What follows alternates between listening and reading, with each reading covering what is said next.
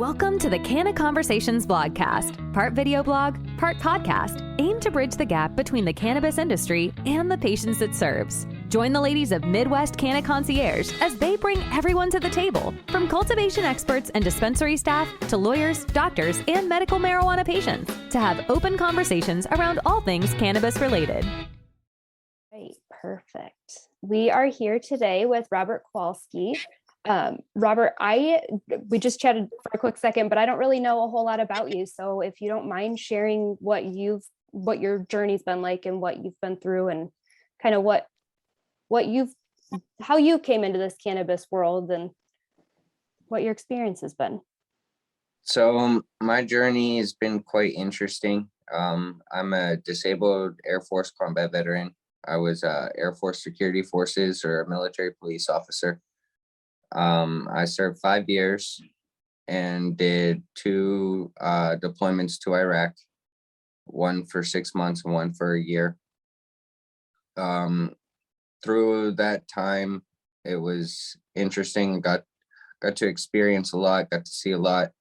But through the struggles of wartime, I came home, and shortly after returning home from my second deployment, I was diagnosed with post-traumatic stress disorder. With severe insomnia issues. It was through that I was then put on a regimen of medications while still active duty.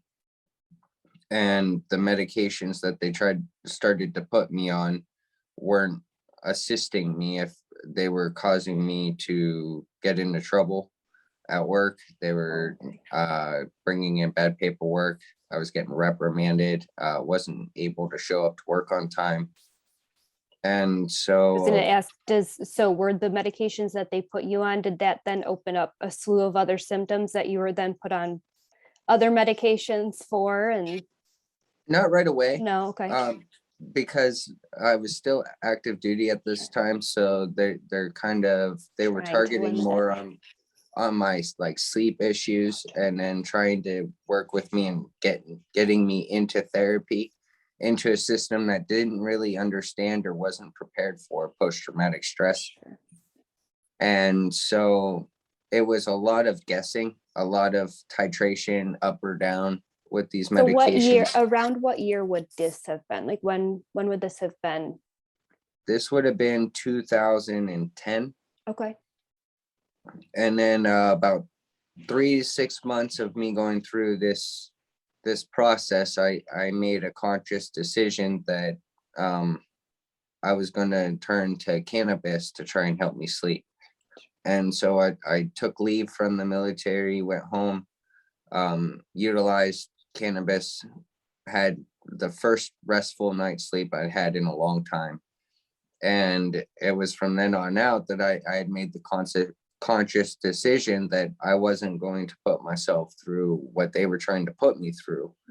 That if I could do this and still show up to work and produce the way I'm used to producing, why wouldn't you want to do that? Yeah, exactly. Well, that change, I ultimately was able to succeed in that change, and that change led to a urinalysis, which in turn led to me getting caught with using cannabis as an active duty military member. So that sent me, I lost my rank, I lost pay, I lost my education. All because of a positive THC test. Correct. Wow. And so I dealt with that and the consequences of that for about 6 months. While trying to understand the system and fight the system to ensure that I could stay in and do my 6 years. Right. Ultimately, after 6 months, it led to my discharge with a general under honorable conditions. I wasn't able to serve my full 6 years. I served 5. And with those general under honorable conditions, I was able to go through the VA for my health care, but I had still lost my educational benefits. I had lost my GI Bill that I had paid into. So I wasn't required to do reserve time service because of my discharge and how it was stated for drug use. Oh my gosh. So you're telling me that you were able to go back to work and function to the best of your ability, and then whatever led to, I'm assuming they just randomly do your analysis every once in a while, or was there a reason that you had to have that done? The urinalysis that A triggered lot that? of times it's random Okay. or supposed to be random, Yeah. or if something else dictates it. Okay. I So was gonna there say, or was if an there's like incident. suspicion. Yeah, so there was an incident where my first sergeant, he walked into the office I was working in, and he saw that I was working during my day job, and he asked me how I was still awake, were his exact words pretty much. And that came odd to me because I'm Right. at work, I'm supposed to be working, and here one of my higher superiors in my squadron is asking me how I'm functioning, and proceeded to tell me he knows the medication I'm on, he knows the medication I'm prescribed, and was shocked that I was able to function through it. Well, that's kind of So invasive. a lot of red flags there. Yeah. And so that ultimately, it was very short afterwards, maybe less than a week after that, those comments were made from my first sergeant that my urinalysis came in. So Wow.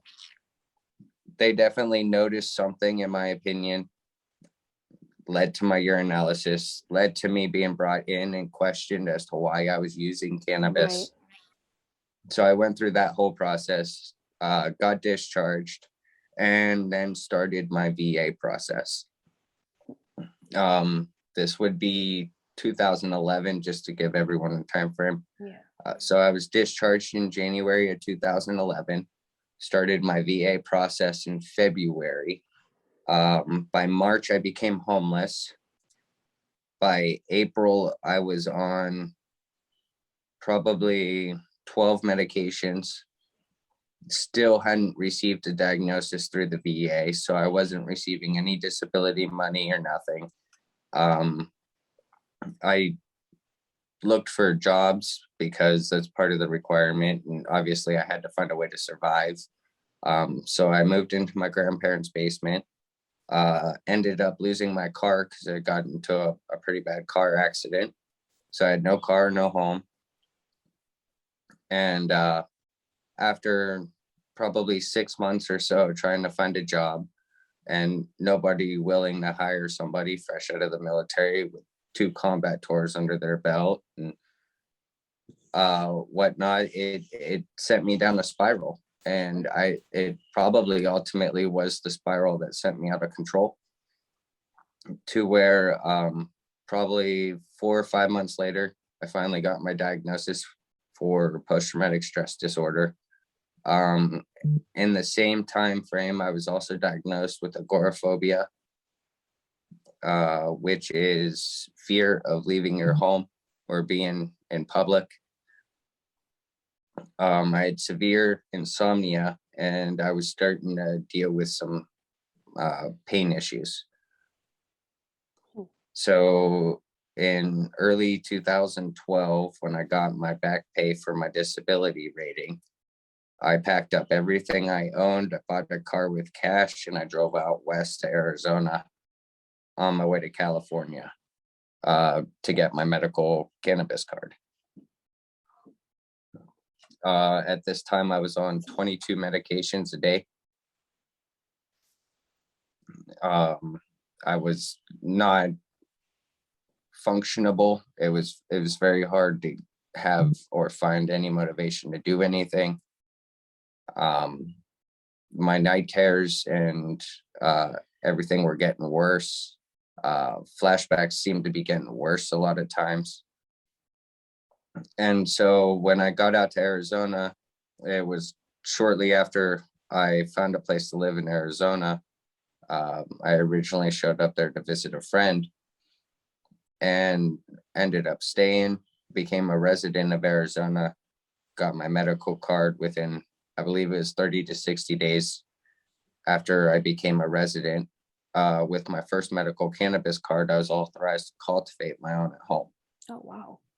According to Arizona law. Yeah. So I started dabbling into cultivation, and I was allowed to grow, I believe it was 6 plants at the time is what I was doing.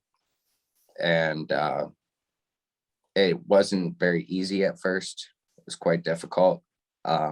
Dispensaries were pretty far away from where I had to go, which was the reason why I could cultivate. Well, at the end, before my first year of having my medical card, a dispensary popped up within town.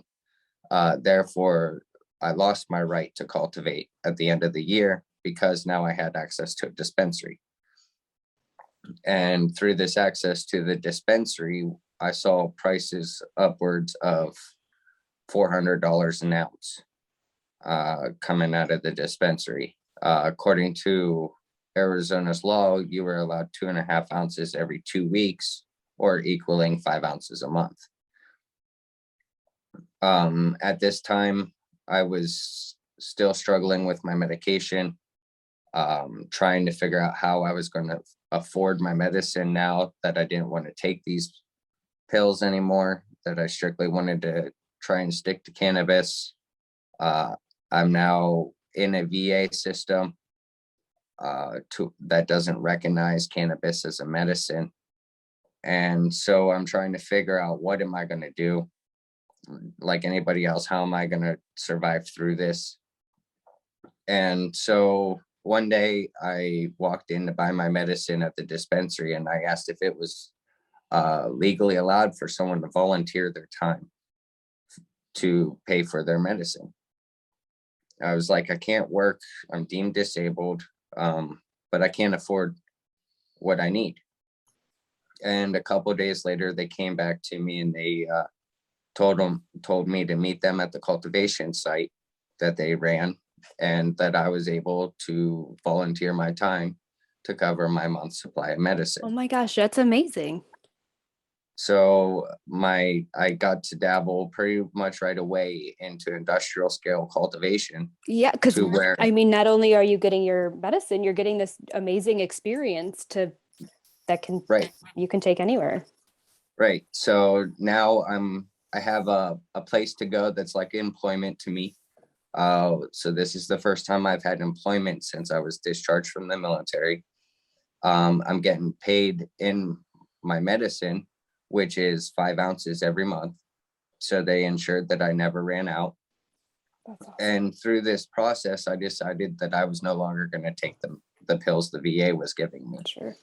And now that I had steady access, I was going to start tracking my medicine usage like I would a severe illness or ailment.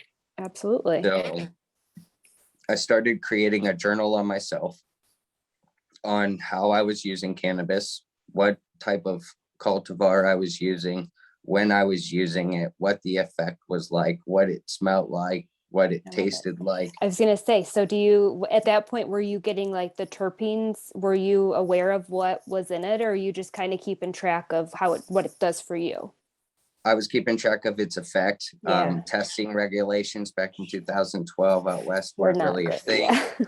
Yeah. Arizona wasn't even really required to test their product yet. Oh, PTSD at this time wasn't even a qualifying condition yet. sure. So when I got my medical card in Arizona, I got my medical card for the symptoms of PTSD and not PTSD itself, because it didn't become a qualifying condition until 2 years later. Wow. That's kind of So crazy to think about. yeah, it's been a constant fight through all of it. And so I decided up one day that I was going to stop taking all of my medication, all 22 pills all at once, that I was cold just turkey. done. You're just And I started consuming, what I noticed right away is that I started consuming all 5 ounces within that month. Gotcha. So my consumption of cannabis grew exponentially. Sure. But what I also noticed is that I had very minimal to no withdrawal symptoms from my medication. I was still going to the cultivation site every morning to do what was asked of me or required of me in order to earn my medicine. And about maybe 6 months or so after doing this, I noticed that my consumption had actually dropped on its own. So Oh, I no longer needed the it 5 ounce. wasn't a conscious choice. It just kind of, you were able to I was able to naturally. maintain where I needed to be or what I was looking for, but it took less. That's awesome. That's amazing. You said And about so 6 months. Okay. yeah, about 6 months or so after all of this. Mhm. And through my journaling process, I was able to track all of this. Yeah. And so through the VA at first fought me tooth and nail, didn't want to hear about my cannabis use, didn't want to talk to me, pretty much ignored it every time I brought it up. And I became that guy that carried around a binder full of science with him. So the more science that popped up, the more I printed out, and That's my awesome. binder got thicker. Sure.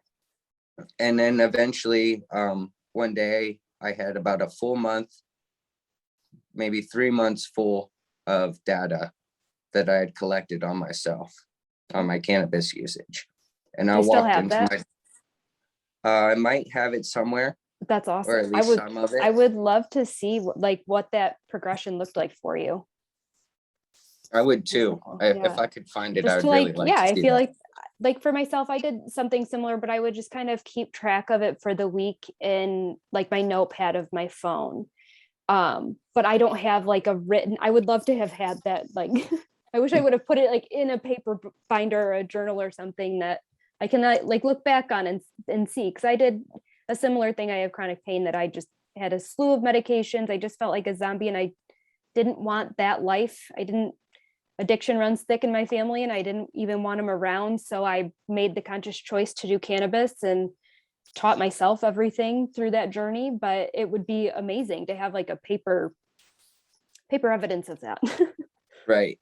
Yeah, that's So awesome. it was, the reason I did it was because at the time I was going through the VA, I was having home nurses come to my home. So I had home nurse care for about 6 months total, until we were able to figure out what was going on with my pain issues and my making sure that my mental health was leveling out. And through these 6 months and through all of this data I collected, I handed it over to the doctor. And the doctor, I again brought up cannabis, and the doctor tried to shut me up as usual. And I said, does it state in your chart that I'm getting better, or that I seem or appear to be getting better? And they responded with yes. In a nutshell, yes. I was like, great. That notebook I just handed you is the log of the last 3 months of how I've been medicating myself to ensure I got better, to match up to your log. And so they tried to argue with me, and I was like, so you mean to tell me you're arguing with a patient on getting better? Because Doesn't matter how I got better. The because it placebo doesn't look effect is like a what good they thing. think it should look like. Right. And I was like, the placebo effect is medicine just as much as anything else. Sure. And you recognize the placebo effect in research, in science, and in healthcare. So why can't you recognize the data presented to you in your healthcare, that your patient is receiving benefit from it and is getting better? And so through that argument, I got my doctor, my primary healthcare doctor, to sign off on my medical journal. Nice. And it was put into my VA record that I was utilizing cannabis as a medicine. And That's a big step. Yes, this was huge. Yeah. I didn't really care what else went along with that. I didn't care where they put it at, as long as it was in there, was my big priority. Yeah, because for And them to even now acknowledge it is huge. Exactly. I totally get that. And so with all of this experience, all of these conversations I've been able to have with other patients, my first experience in a dispensary, I got to sit in the waiting room next to a 65-year-old woman, and we discussed our favorite strains and why we use them. I love it. And I remember her telling me Skywalker OG was her favorite because it helped with her pain.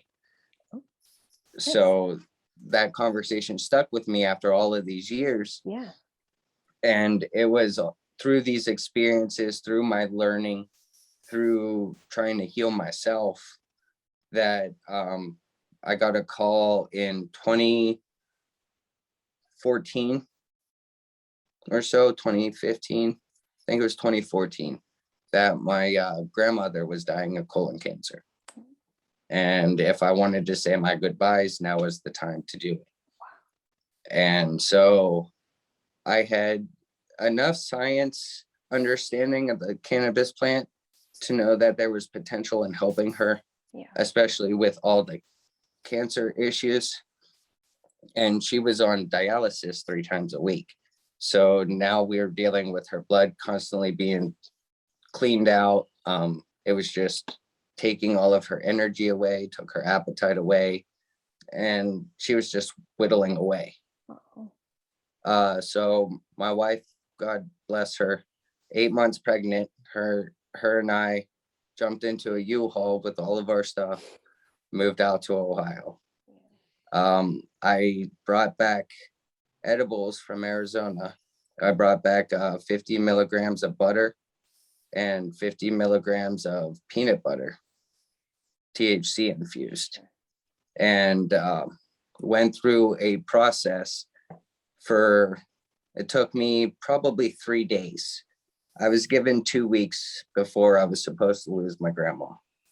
And in about 3 days, I had to create a conversation and convince my family that it was okay for me, not a doctor, to treat my grandmother with something that everybody thinks is the worst thing on the planet. Yeah. I was kicked out of my house at 17 for smoking a joint.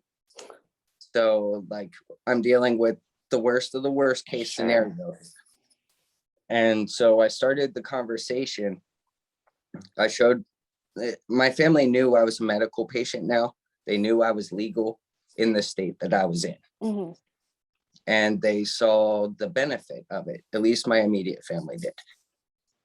So I started the conversation with my grandma, and I asked her if I could sit at the table during our conversation and roll a joint for myself, just so she could see it.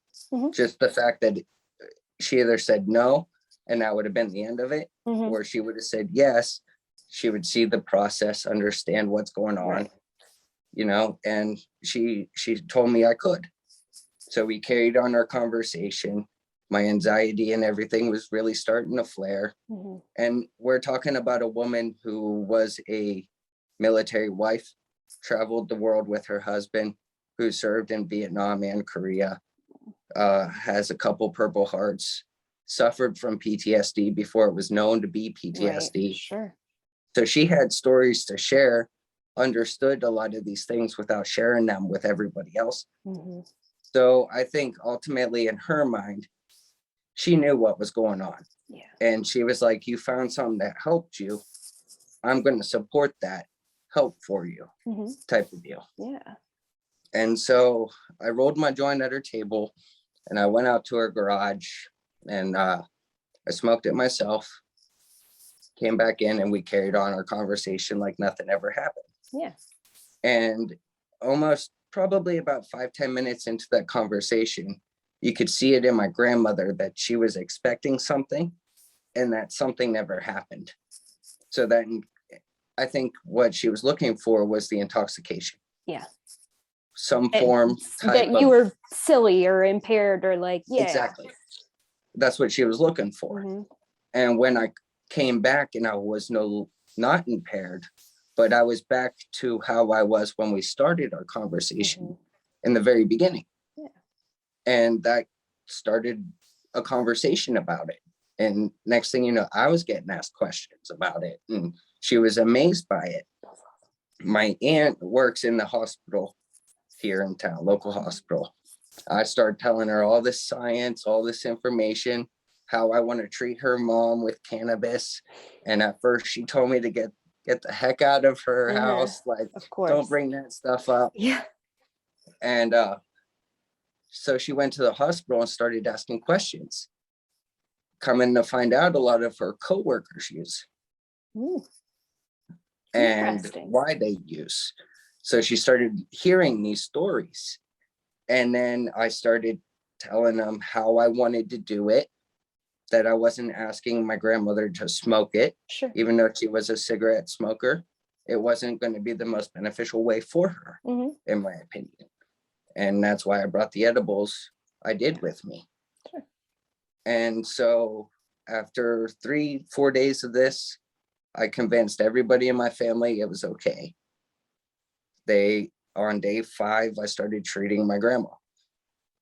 And I treated my grandmother with a cracker, a buttered cracker mixed with about 4 regular buttered crackers. So only one was medicated.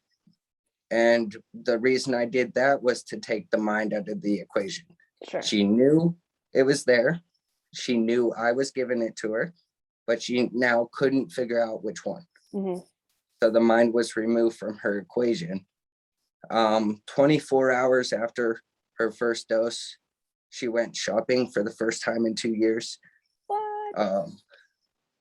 48 hours after her second dose, she cleaned her house for the first time by herself. My family was blown away. Yeah. So now my family was convinced I was doing something right. Couldn't believe it. Well, that's another huge step. Her daughters were taking her out shopping. Dialysis was still draining her. Sure. Real bad, which at this point, I realized that I wasn't treating my grandmother's cancer no more. I was treating the end of life experience for my grandmother. And so ultimately, I treated my grandmother for 4.5 months. Wow. From 2 weeks you were given to 4.5 months. So 4.5 months. And one day my grandmother came to me and she said, I'm ready to go. I need you to stop now. Oh. And at that point, it was out of my hands. I'm technically doing something illegal for my grandmother. And if she's telling me that she no longer wants it or accepts it, you have to accept I have to respect that. Sure. So 2 days after I stopped dosing my grandmother, she passed. She was ready to go. But she went out on her terms. She did. She went out on her terms. That's incredible. And through I have that goosebumps listening to that. That's so cool. That's what propelled me into my advocacy work. Sure. So absolutely, because not only did you experience it firsthand, you watched your whole family's opinions transform because you were able to help your grandma. Exactly. Oh my gosh. Yeah. So tell me more. Veterans Ending the Stigma is your organization that you started. Yes, is that just here in Ohio, or do you kind of work with any vets across the country? We're an Ohio-based nonprofit, but we don't have a headquarters. Our headquarters is wherever we're asked to go. Sure. Yeah. As veterans, the issues we deal with, as well as our mission, our mission deals with cannabis, yes, but it also goes further. And we identified the homelessness issue amongst our veterans and first responders, as well as the mental health component of our veterans and first responders. And the reason we did this and built this nonprofit the way we did is it's a complete educational platform to where veterans from any walk of life who understand one of these 3 problems and how they affect either our community as veterans or our community as a whole society. If there's something to share there, a tool that they have learned to help them cope, that's what this platform's for. So we speak at veteran events, we speak at cannabis events. I've spoken at mental health events. to where we just share the information from the veteran point of view, that we're not really different than anybody else. Right. We I think just that's such experience a different things. absolutely. I think that's a huge gap, is that the policymakers and the people that are setting the rules, they see the numbers, they see everything in theory, but they're not hearing from these people, from people who experience it directly, who are experiencing the relief, who prefer this medication over the pills. That just, I think what you do is incredible. I love that you're getting in front of the people that are going to be able to shape our laws and our program. So Kelly had mentioned to me that you do a little bit of work with the Ohio control program, medical marijuana control program. Do you So kind of help advocate for? I sat on the program, on their advisory council for about a year, from last September or early November until the September, when the advisory board was disbanded because of time. Okay. I was the patient representative for the entire program. I had applied for this after working. I've had experience working on a few voter initiatives here in the state of Ohio to get cannabis approved. I worked on House Bill 523 to create our medical marijuana program, advocated for that, and shared my insight. I personally appreciate that. Thank you for doing that. Well, thank you. And it wasn't just me, but I wanted to ensure that I have experience in this industry. I've been a patient, a legal patient, since 2012. Sure. And so I felt I had something, if not from the veteran point of view, from a patient point of view, what the experience can be like and what can be expected if we let it go. Yes. I think the fact that you had that experience, I don't know if your family's originally from this area. I know you said that your family has a military background, but my family has the same type of generational beliefs that marijuana is bad. It's a drug.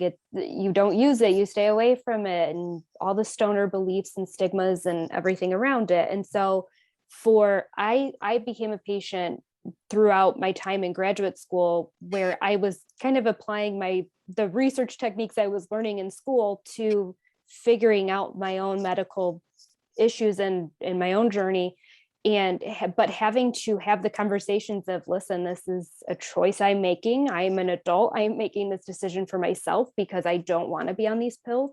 So I think the background that you have of coming to a place where the beliefs that people around this area, Ohio is fairly conservative when it comes to things like that. And so coming at this, knowing where the headspace, where the beliefs are around here, and being able to come in with science and experience and say, no, but I understand that this is what we were all taught and grew up believing, but this is fact.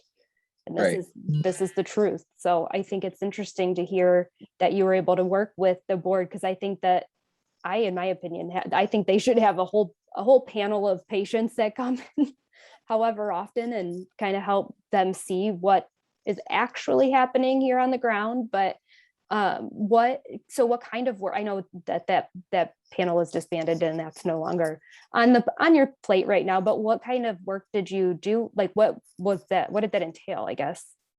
So first off, I had to become a medical patient here in the state. Sure.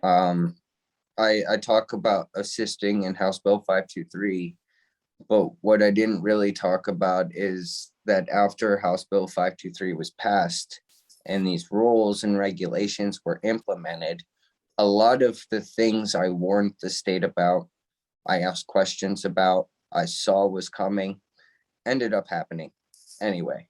Sure. And it was through that process that I was like, well, this program isn't really, I've been in this type of program before. And if it's going to be like the program I've been in before, do I really want to go through that again? And so I didn't for a while until I put in for this position on the board as the patient rep. Mm-hmm. And they told me, well, it's probably a smart idea if you became a patient for it. Yeah. And it was kind of ironic to me, kind of like a full circle moment for me. Yeah. Because I was discharged from my first government job or position for using cannabis. And here the government here is asking me to use cannabis for it. So that was kind of a surreal moment for me. I did join the program. I actually got my patient card on Veterans Day last year. Oh, there you go. You're coming due for renewal then. Yeah. So I'm up for renewal now. And let me know. I have a doctor who can see you if you need. Oh, nice. So I had to figure out the ins and outs of the program, what was working, what wasn't working, what type of experience were us as patients getting going to these dispensaries. Yeah. Patients would reach out to me, expressing issues and concerns, a lot of which I would try and bring up to the board if I could. What kind of concerns, if you don't mind me asking, like what were some of the big ones that you saw coming through? Price is obviously a big one.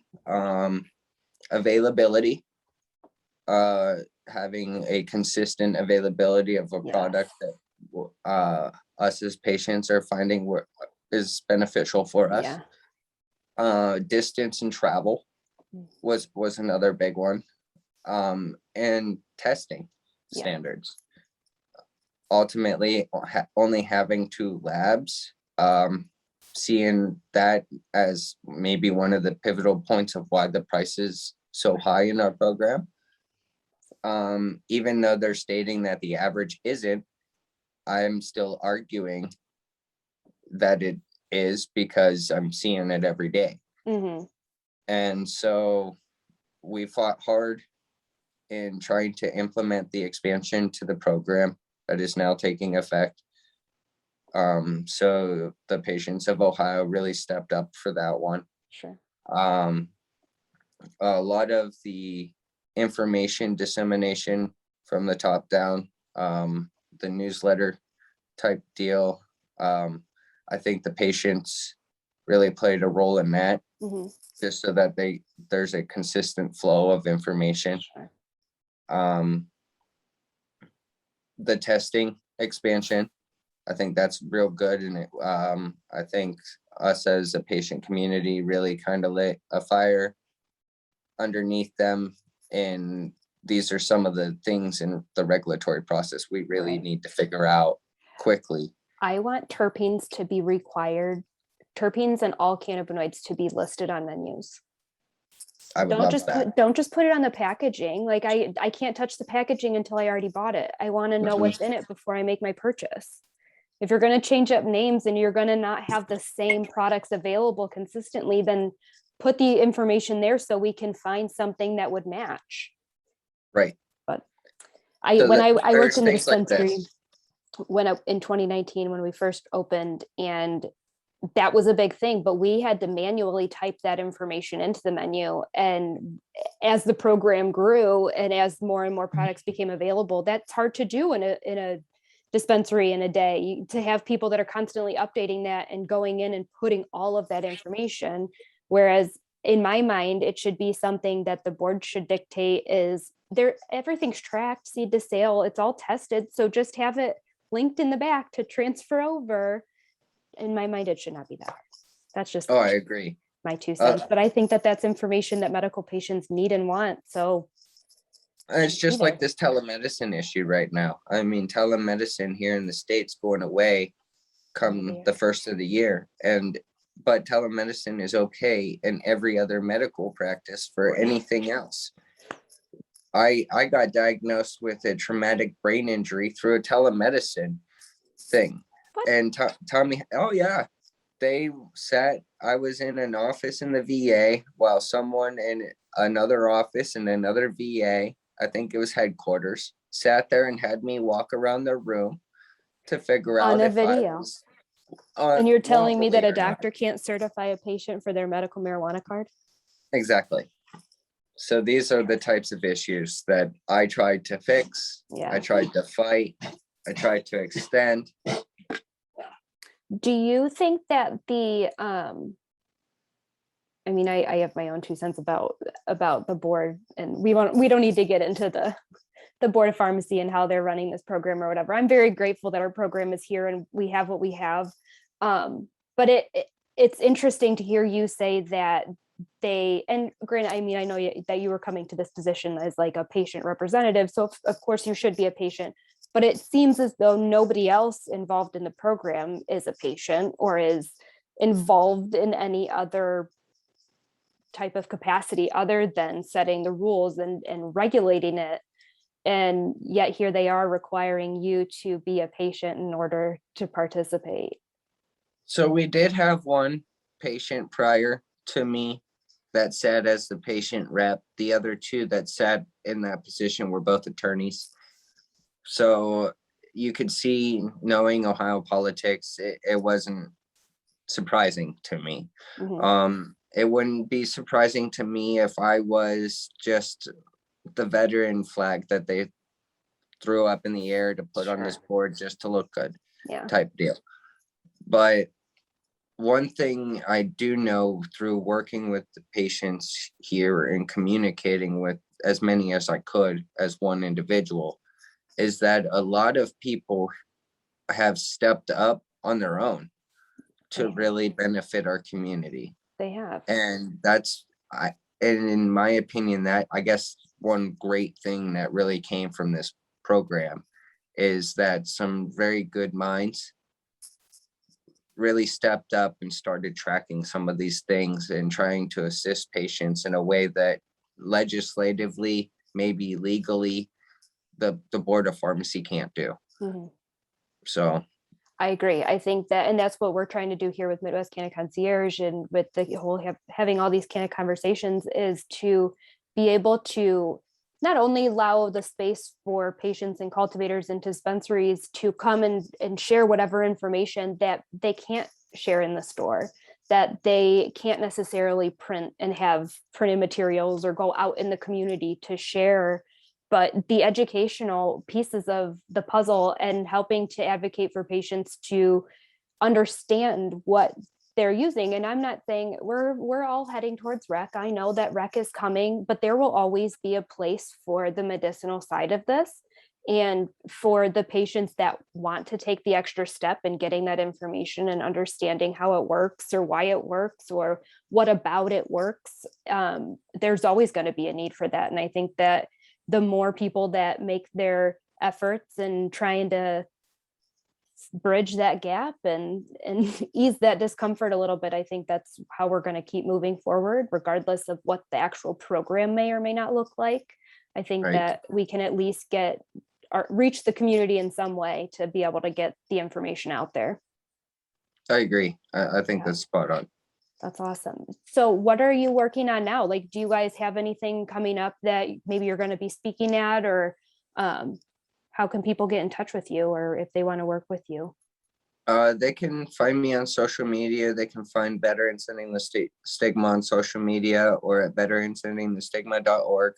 Awesome. I will link to all of your sites and your social media in the notes of this as well, so people can find one of the things we're working on right now is we've joined the Veterans Action Council, which is a council of veterans from all over the country that have come together to discuss veteran issues, hash some things out, figure out if they can come up with problems or solutions to these problems. Sure. I joined and am working with the Weed for Warriors project now as a policy liaison. So that's awesome. What's it called? Weed for Warriors? Yeah, Weed for Warriors project. Awesome. So I was asked to come on to focus on federal policy more so than anything. They've been around for a while, I believe since 2014, but they haven't really had federal policy line on things. They're more state boots on the ground type work, donating a lot to the veteran community. That's awesome. Harping on that affordability, accessibility type of issues that we're seeing. For sure. So I'm excited to be working on that. And then since 2019, I've been working at the international level, trying to change the international law around cannabis prohibition. And so in 2020, there was a vote to eliminate prohibition and to recognize cannabis as a medicine at the UN level. We succeeded in that vote. So that happened at an international level. Wow.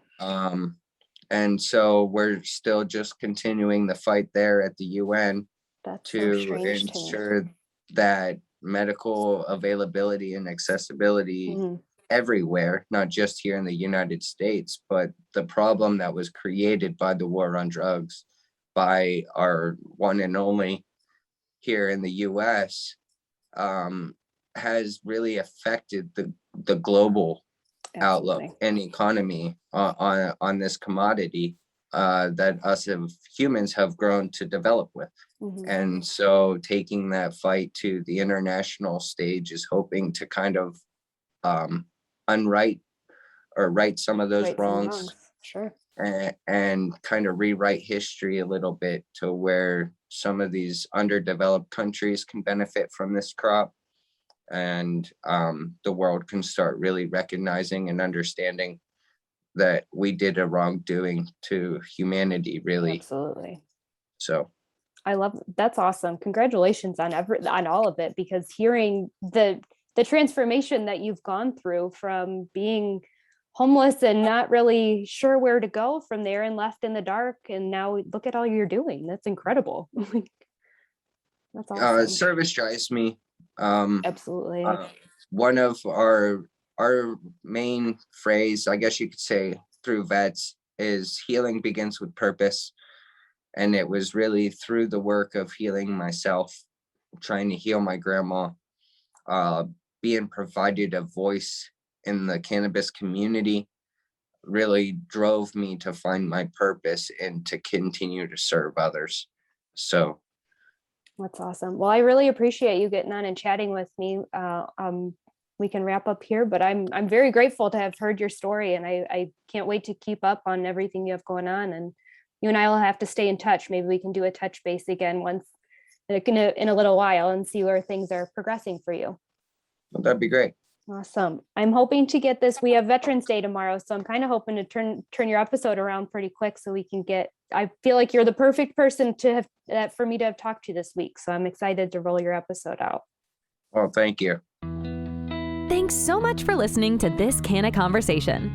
To learn more, please follow us on Instagram at Midwest_CannaConcierge. If you're enjoying the show, please feel free to rate, subscribe, and leave a review wherever you listen, so other Canna curious folk can find us. We really appreciate your support.